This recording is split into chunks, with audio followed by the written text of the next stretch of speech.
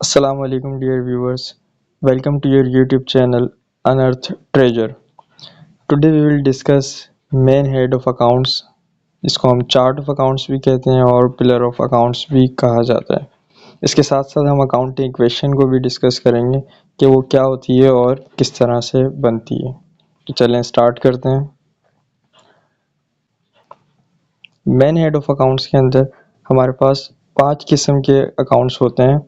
Number 1 assets, number 2 liabilities, number 3 capital जिसको हम equity या फिर ऑनर्स इक्विटी या फिर शेयर होल्डर इक्विटी भी कहते हैं, और नंबर 4 इनकम, रेवेन्यू या फिर सेल्स, नंबर 5 एक्सपेंसेस। ये total main heads of accounts होते हैं जो अकाउंटिंग के अंदर यूज़ किए जाते हैं अकाउंटिंग करते वक्त। देखें, सबसे पहले इसके अंदर हमने रखा है एसेट्स और एक्सपेंस। इनके आगे आपको नज़र आ रहा है कि अगर एसेट्स और एक्सपेंसेस इंक्रीज़ होते हैं तो ये जर्नल के अंदर डेबिट साइड पर रिकॉर्ड होते हैं। इसी तरह से अगर ये एसेट्स और एक्सपेंसेस डिक्रीज़ होंगे तो ये जर्नल के अंदर क्रेडिट साइड पर रिकॉर्ड किए जाएंगे। डीआर का मतलब है डेबिट रिकॉर्ड और सीआर का मतलब है क्रेडिट रिकॉर्ड। बाकी रिमेनिंग जो 3 हमारे पास मेन हेड्स हैं जिसमें रेवेन्यू, लाइबिलिटीज़ एंड कैपिटल या इक्विटी है, ये जब भी इंक्रीज़ होती है तो इसको हम जर्नल में क्रेडिट साइड पर रिकॉर्ड करते हैं, और जब ये डिक्रीज़ होती है तो इसको हम डेबिट साइड पर रिकॉर्ड करते हैं।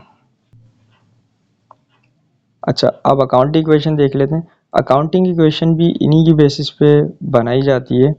ये जो मेन हेड्स हैं इसमें होता है क्या है, सबसे पहले आप एसेट्स ले लें एक साइड पर और दूसरी साइड पर आप लाइबिलिटीज़ और ओनर्स इक्विटी रख देंगे तो आपका जो आंसर है वो निकल कर आ जाएगा। इनमें से अगर कोई भी चीज़ मिसिंग है, जैसे कि आपको लाइबिलिटीज़ और ओनर्स इक्विटी अगर क्वेश्चन में गिवन है तो आप उनको सम करके एसेट्स मालूम कर सकते हैं। इसी तरह से आप के पास अगर एसेट्स मौजूद हैं और लाइबिलिटीज़ मौजूद हैं और आपको ऑनर्स इक्विटी मालूम करने का कहा जाता है तो आप एसेट्स में से लाइबिलिटीज़ को माइनस कर देंगे तो आपके पास ऑनर्स इक्विटी आ जाएगी।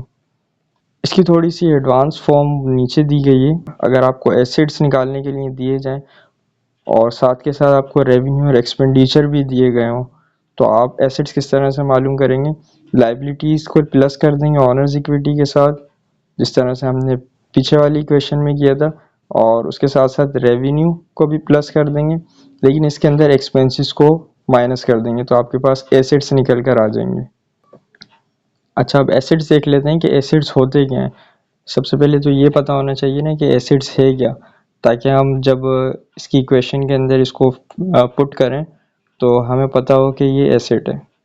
एसिड की डेफिनेशन हमें दी गई है, an asset is a resource controlled by the entity as a result of past events and from which future economic benefits are expected to flow to the entity. अच्छा, यहाँ पे acids का क्या कहा जा रहा है कि एसिड्स क्या होते हैं।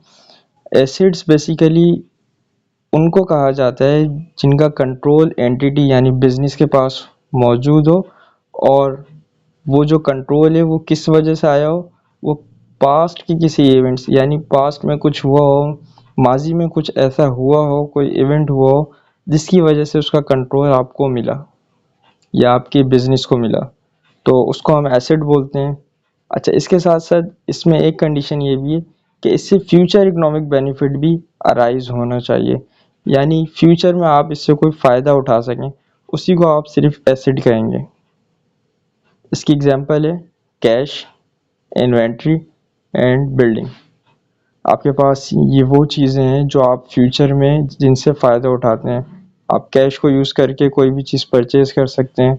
इसी तरह से इन्वेंट्री है, ये इन्वेंट्री वो चीज़ होती हैं जो आप बेचने के लिए परचेज़ करते हैं, जो आपका बिज़नेस होता है या फिर आप इसको बना भी रहे होते हैं। इसी तरह से बिल्डिंग है, बिल्डिंग भी आपके एसेट्स ही कहलाते हैं और ये आपके स्मूथ रनिंग ऑफ बिज़नेस में हेल्प करते हैं। इसी के अंदर आपके सारे बिज़नेस के ऑपरेशंस हो रहे होते हैं। अगर कोई मैन्युफैक्चरिंग है तो वहाँ पर आपकी फैक्ट्री वगैरह भी होती है, तो ये सारे के सारे एसेट्स कहलाते हैं। अब देख लेते हैं लाइबिलिटीज़। लाइबिलिटीज़ क्या होती हैं।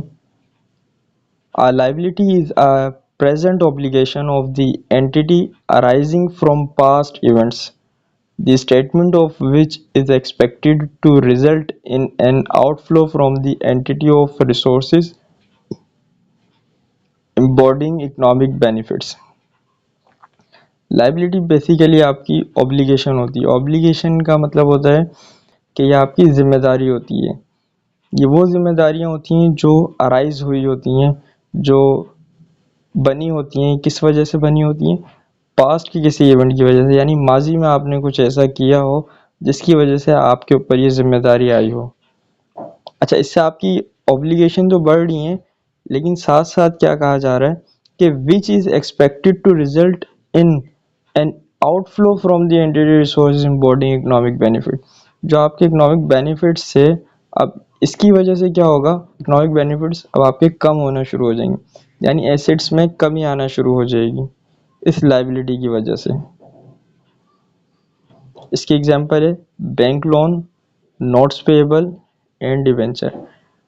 बैंक लोन क्या होता है? ये आप जब बिजनेस के अंदर आपके पास फाइनेंस की कमी होती है या फिर आपको बिजनेस रन करने के लिए पैसे चाहिए होते हैं तो आप बैंक से लोन ले लेते हैं। कभी कभी बिजनेस नोट्स पेएबल भी ले रहा होता है, यानी ये वादा होता है एक तरीके का जिसके अंदर एंटिटी या बिजनेस ये वादा करती है कि हम आपको फ्यूचर में पेमेंट कर देंगे। इस तरह से डिबेंचर होते हैं, ये भी लॉन्ग टर्म लाइबिलिटीज़ की ही टाइप है। Equity Equity is the residual interest in the assets of the entity after deducting all its liabilities. Entity क्या है? Entity simple assets और liability का difference है। जो भी assets आपके पास मौजूद हैं उसमें से आप liabilities को लेस कर देंगे तो आपके पास equity या फिर owners equity निकल कर आ जाएगी। इसके एग्जांपल है shares, reserves and retained earning। Shares क्या होते हैं? ये बिज़नेस को स्टार्ट करते वक्त कंपनी इशू करती है, ये वो शेयर्स होते हैं। और रिजर्व्स क्या होते हैं? ये फ्यूचर में कोई काम करना होता है या फिर कोई स्पेशल पर्पस होता है, उसके लिए कंपनी कुछ पैसे बचा कर रखती है। रिटेन अर्निंग क्या होती है? ये भी आपकी एक तरीके की सेविंग ही होती है जो आप डिस्ट्रीब्यूट नहीं करते among your share holders. Income Income is increase in economic benefits during the accounting period in the form of inflows or enhancement of assets or decrease of liabilities that result in increases in equity other than those relating to contribution from equity participant। अच्छा, income के हमें यहाँ पे पता चला है कि income कहलाती है कि इंक्रीज हो जाना इकोनॉमिक बेनिफिट्स का किसी अकाउंटिंग पीरियड के अंदर। अकाउंटिंग पीरियड से क्या मुराद है? अकाउंटिंग पीरियड से मुराद जनरली एक साल होता है या जिसे 12 महीने भी कह सकते हैं आप, और ये कैलेंडर ईयर भी होता है और ये फाइनेंशियल ईयर भी होता है। अगर किसी कंपनी के किसी फाइनेंशियल ईयर के अंदर इकोनॉमिक बेनिफिट इंक्रीज हो रहे हैं, किस वजह से? एसेट्स का डिक्रीज होने की वजह से या फिर लाइबिलिटी के इंक्रीज होने की वजह से। और ये लाइबिलिटीज़ और एसेट्स का बढ़ना और कम होना, इसका जो इम्पेक्ट आ रहा है वो आपकी इक्विटी पर आ रहा है और इक्विटी आपकी इंक्रीज कर जाती है, तब आप उसको कहेंगे कि ये आपकी इनकम है। लेकिन याद रहे, जो ओनर्स इन्वेस्ट करेगा एज ए इक्विटी, उसको आप इनकम का पार्ट नहीं बनाएंगे, उसको आप इनकम ट्रीट नहीं करेंगे। इसकी एग्जांपल हमारे पास है कमीशन, सेल्स एंड रॉयल्टी।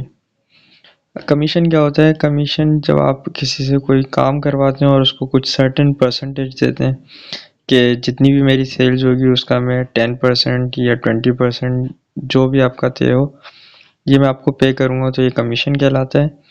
इसी तरह से सेल्स, जो भी आपका बिजनेस होता है उससे जो आप भी अर्निंग कर रहे होते हैं वो सारी सेल्स कहलाती है। और रॉयल्टी भी इनकम की एक टाइप है। नेक्स्ट हमारे पास है expenses. Expenses are decrease in economic benefits during the accounting period in the form of outflows or depletion of assets or incurrence of liabilities that result in decrease in equity other than those relating to distribution to equity participant। अच्छा, ये income का बिल्कुल opposite होता है। जिस तरह से वहाँ पे इकोनॉमिक बेनिफिट्स इंक्रीज हो रहे थे तो हमने उसको इनकम कहा था। यहाँ पे इकोनॉमिक बेनिफिट्स डिक्रीज होते हैं और ये होगा वही फाइनेंशियल ईयर के अंदर या अकाउंटिंग पीरियड के अंदर। हमने अकाउंटिंग पीरियड से आगे नहीं निकलना, एक अकाउंटिंग पीरियड तय कर लेना है कंपनी का और उसी के अंदर हमने चेक करना है कि इकोनॉमिक बेनिफिट्स अराइज हुए या नहीं। अच्छा, ये क्या होता है आउटफ्लो और डिप्लेशन ऑफ एसेट्स। डिप्लेशन का मतलब होता है किसी चीज़ में कमी आ जाना। अच्छा, ये हमारे पास इकोनॉमिक बेनिफिट्स जो इंक्रीज हो रहे हैं तो हम उसको इनकम का पार्ट बना रहे हैं और अगर डिक्रीज हो रहे हैं तो उसको हम एक्सपेंस कह रहे हैं। अच्छा, इकोनॉमिक बेनिफिट्स जो इंक्रीज या डिक्रीज होंगे उसकी वजह क्या होगी? उसकी वजह होगी या तो आपके पास एसेट्स डिक्रीज हो जाएंगे या फिर आपके पास लाइबिलिटीज़ इंक्रीज हो जाएंगी। और आपने ये ज़रूर चेक करना है कि इसका रिज़ल्ट क्या बन रहा है। इसका रिज़ल्ट ये बनना चाहिए कि एट द एंड आपकी इक्विटी डिक्रीज हो जाए, तब आप इसको एक्सपेंस मानेंगे। एक्सपेंस के हमारे पास एग्जांपल्स हैं salaries expense, rent expense and utility expense. Salary expense वो होती है जो आप अपने एम्प्लॉयज़ को देते हैं उनके मुआवजे के तौर पर, और रेंट एक्सपेंस आपकी वो जगह होती है जिधर आप बिजनेस कर रहे होते हैं और उसके आप किराया अदा करते हैं। इसी तरह से यूटिलिटी चार्जेस होते हैं आपके इलेक्ट्रिसिटी, गैस और डिफरेंट इस तरह के जो खर्चे होते हैं उन्हें यूटिलिटी चार्जेस कहते हैं। Thanks for watching. इंशाल्लाह फिर नेक्स्ट वीडियो में मुलाकात होगी, तब तक के लिए अल्लाह हाफिज़।